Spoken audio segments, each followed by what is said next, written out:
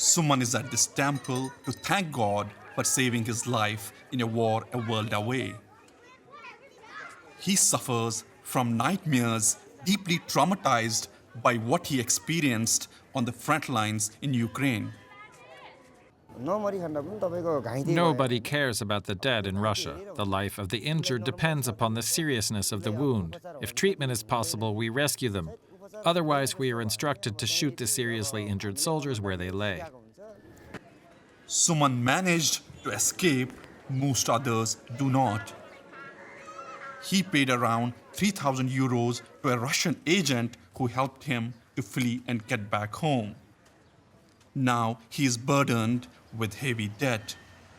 Since his return, he has been jobless. Desperate to find work, he is ready to be a daily wager. Brother, do you have any work?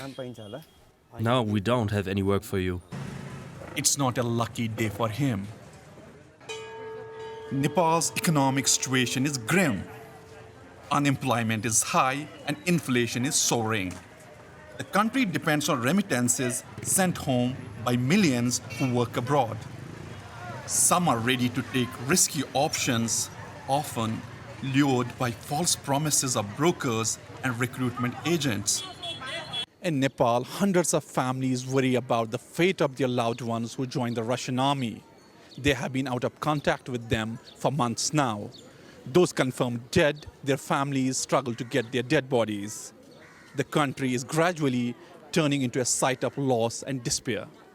Nepal's former foreign minister, who was in office until recently, told DW he had tried to persuade Russian officials to stop recruiting Nepalese nationals in vain.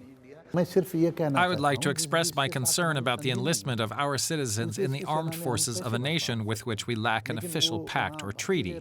The recruitment of our citizens implies that it happens with the knowledge of the Russian government. In a village outside Kathmandu, this family mourns the loss of a son and husband. Purna Bahadur was killed 3 months ago in a battle on the Ukrainian front lines. He had received barely 2 weeks of training before being sent off to fight.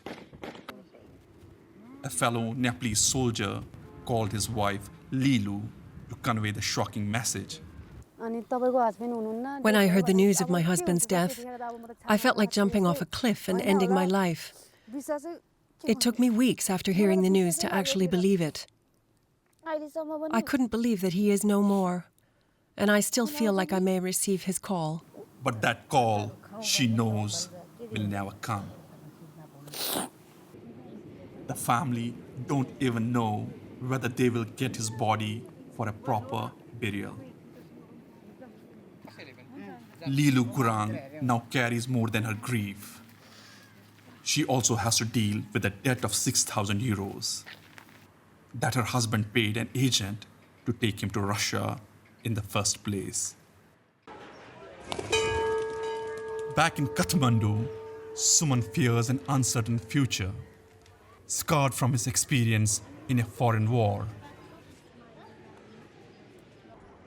Many others are still stuck in that war, unsure if they will ever get home, dead or alive.